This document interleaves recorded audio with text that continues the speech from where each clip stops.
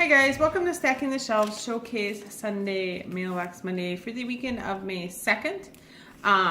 May 2nd, I'm actually doing this the day before, but May 2nd is Free Comic Book Day, so if you do have a comic book shop that you like to frequent, make sure you go and visit that. We are definitely going to be visiting our local comic book, and I'm excited to be doing that this weekend. Alright, so I did get a number of books for... This is the last 2 weeks worth of books. It was one book for review, but most of them are from the library. I'm still catching up on all the series that released in March. That the library kind of gradually gets in, and all these series had new books in March, so I'm catching up on all those. So the first one I got for review actually comes out the end of June, and that is Uprooted by Naomi Novik. And she's really well known for the, and I'm going to totally murder the name of the series, but Temeraire series, however you want to say it. It's a fantasy series that's been going on for quite a while that I keep meaning to read, but I've never really gotten around to. This is a more of a like fairy tale retelling kind of thing. So supposedly it says she introduces a bold new world rooted in folk stories and legend as elemental as a grim fairy tale. So I'm really excited to read this. It comes out the end of June. I really love the cover on it. It's really beautiful. And I got that through the Amazon Vine program to review, so I'm looking forward to that. Then, as I said, I did get a whole bunch of books from the library, 4 to be exact.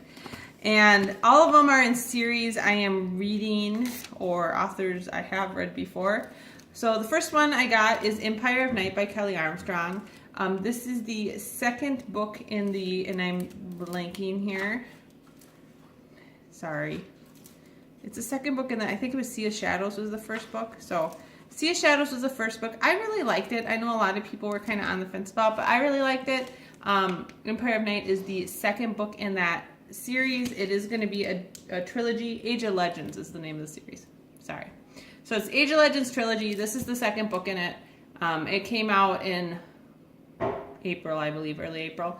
So I'm excited to read that. And again, I got that from the library. The next one I got from the library is from one of the authors I really enjoy, Gail Carriger. And this is the first book in a new series called The Custard Protocol. It features Prudence.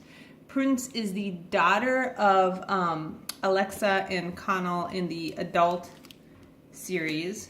So, you know, I think it'll be crazy and it should be fun to see that. So it's different from her other young adult series that's going on. This is a new one, The Custard Protocol, featuring Prudence. So I am excited to read that. It should be like a steampunk young adult type of thing. The next book I got, again from the library, is the final book in the Books of Beginning trilogy by John Stevens. This is The Black Reckoning. This one's kind of been a long time coming. So I'm excited to read it and kind of finish up the trilogy. This has been a young adult, not young adult, more of a middle grade like fantasy. It's got some time travel in it, but it's very like fantasy feeling. So I'm excited to see how all of this wraps up. And I'm going to be real honest. It's been a long time since I read The Fire Chronicle. It feels like a couple of years maybe. So I'm definitely going to have to go back and like refresh myself on what these were about and the characters and all of that. But yeah, I'm excited to see how this all finishes up. And then the last one I got from the library was kind of random, but I had really wanted to read it and I still hadn't gotten it anywhere. And it's Karen Memory by Elizabeth Bear. And I honestly haven't read much by Elizabeth Bear, but this just sounded too good to pass up. So it's steampunk kind of alternate history type of thing. And it's set in the late 19th century in a city a lot like what we now call the Seattle Underground. When airships plied the trade routes, would-be gold miners were heading to the gold fields of Alaska, and steam-powered mechanicals stocked the waterfront. Karen is a young woman on her own, making the best of her orphan state by working in Madame Damnable's high-quality bordello. Through Karen's eyes, we get to know the other girls in the house, a resourceful group, and the poor and the powerful of the town.